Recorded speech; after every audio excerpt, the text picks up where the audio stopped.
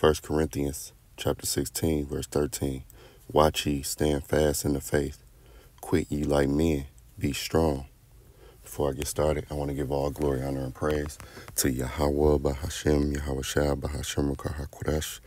Double honors to the apostles and elders at GMS.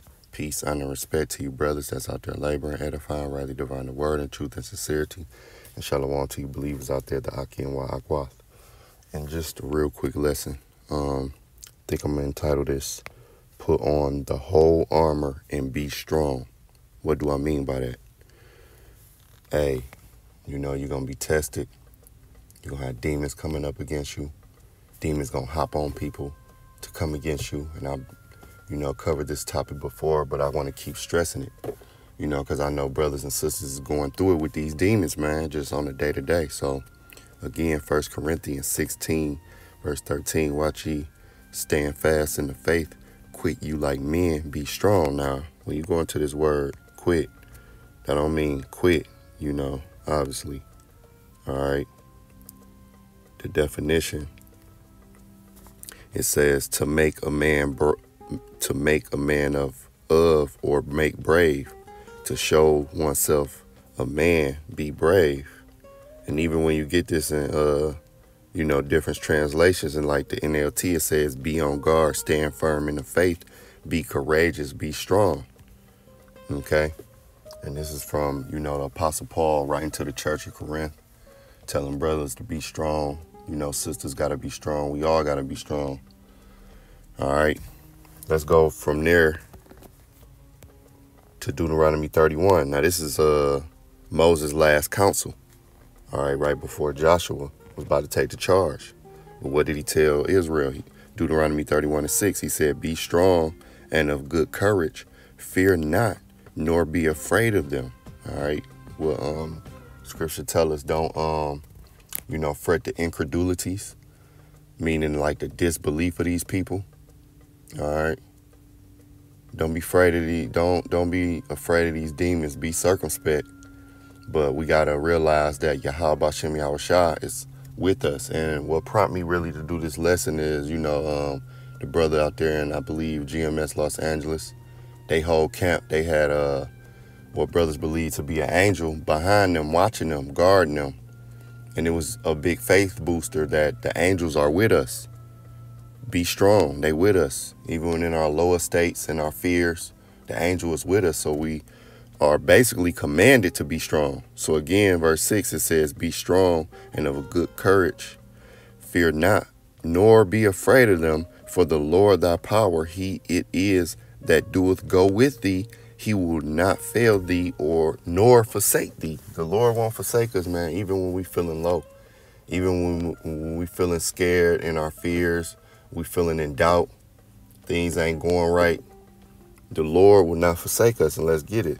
Because one thing about forsake thee, what really came to mind when I read that scripture, let's go here to Ecclesiasticus chapter 2 and verse 10. It says, look at the generations of old and see, did ever any trust in the Lord and was confounded?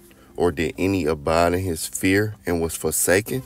Or whom did he ever despise that called upon him? And that's what the accounts are for. What the scriptures say, let me get that.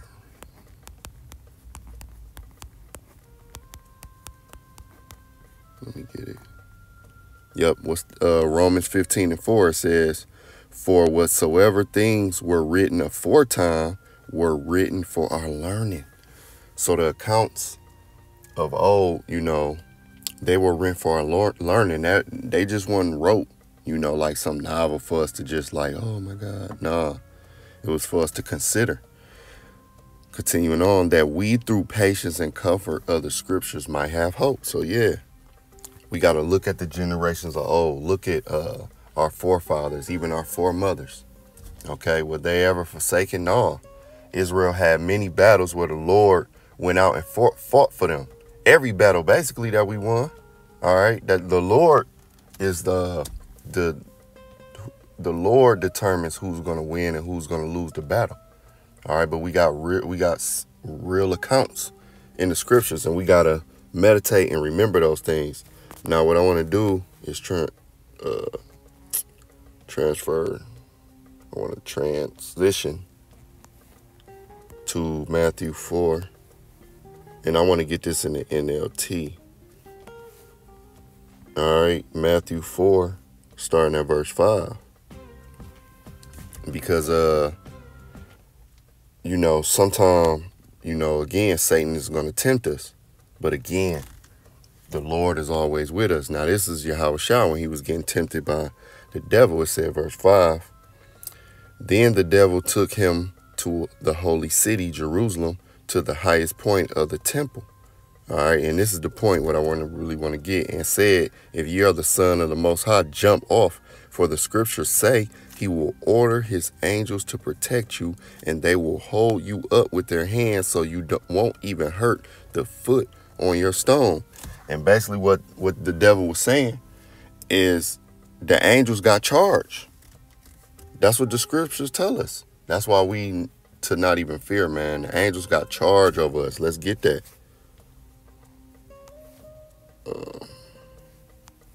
That's Psalms 34.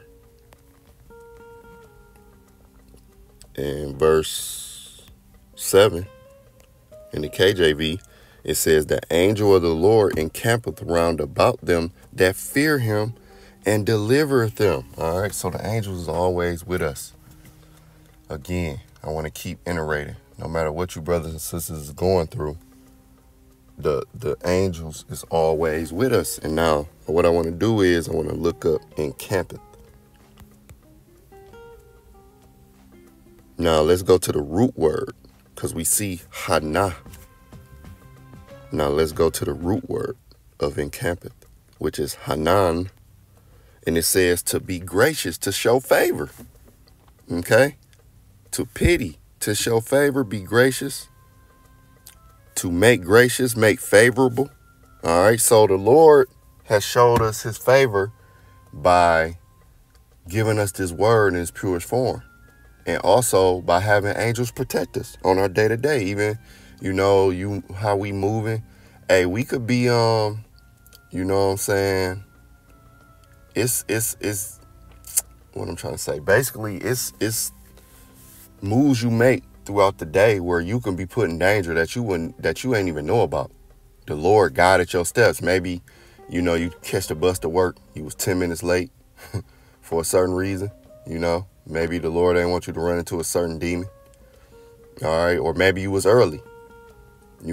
Maybe instead of making that left turn, you made that right turn. Certain things. So the Lord is showing mercy and favor. That's why in my prayers, I say, I thank the Lord for keeping me away from the dangers and harms that could have been bestowed upon me. Now I want to go and look up delivereth them. And it says to remove, draw out, draw off, take off, withdraw. It say equip for war. Equip for war. All right. And when I read equip for war, and it keeps saying to be equipped, to be armed, to make strong, brace up. All right. And when I was reading these, similar words to the definition and reading the definition, I automatically thought about what? Let's go to it. Ephesians, because it said to be equipped for war. And how do we equip ourselves for this war? We got to do it spiritually through this word. And that's why the Lord have been showing us favor, because he's been equipping us for the war. So that's why the title is what? Put on the whole armor and be strong, because it's a fight. Ephesians 6, starting at verse 10, it says, finally, my brethren, be strong in the Lord. See, finally, my brethren, be strong in the Lord and in the power of his might, because the Lord can deliver us from any situation. Put on the whole armor of the Most High, that ye may be able to stand against the wiles of the devil. He give us what? He give us what Proverbs say? To give subtlety to the simple, knowledge, wisdom, understanding. All right, instruction. He give us that to fight against the wiles of the devil. Think about it.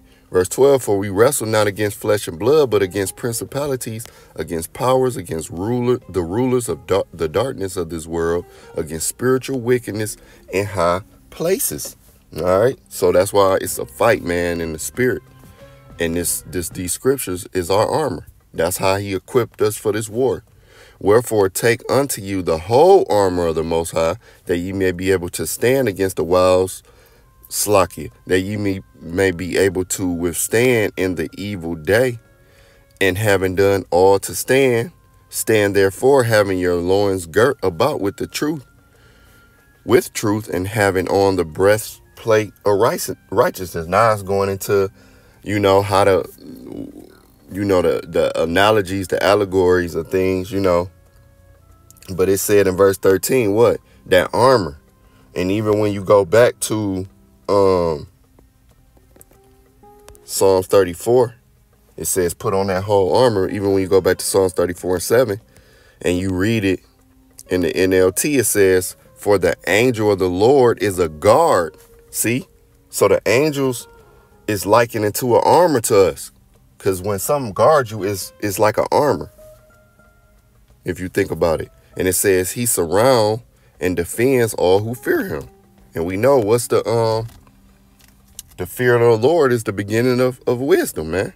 So going back to Ephesians 6, it says, and I'm going to read verse 14 again. It says, stand therefore having your loins girt about with truth, and having on the breastplate of righteousness, and your feet shod with the preparation of the gospel of peace. All right. Above all, taking the shield, all right, being equipped of faith, wherewith ye shall be able to quench all the fiery darts of the wicked, man. And them darts is going to be coming. So we need that shield. And take the helmet of salvation and the sword of the Spirit, which is the word of the Most High. And that's that's the most powerful thing the Most High gave us, is the sword. This word is a sword, man. A two-edged sword. Okay? But we slicing through. We supposed to be slicing through things. And I know it take time. Sometimes, it's hard to do, because them demons, man, they be getting at us. And I mean basically through like people and situations, man. Them demons be very irritable, but you actually got demons that can plague you, in your sleep, giving you certain dreams or nightmares, or, how you feel like you up, but you can't get up. I forgot what that's called. And then, but yeah, man, it's a fight. But these scriptures, that's that sword. So I just wanted to bring this out. Lord willing, it was edifying and uplifting to the next lesson. Shalom.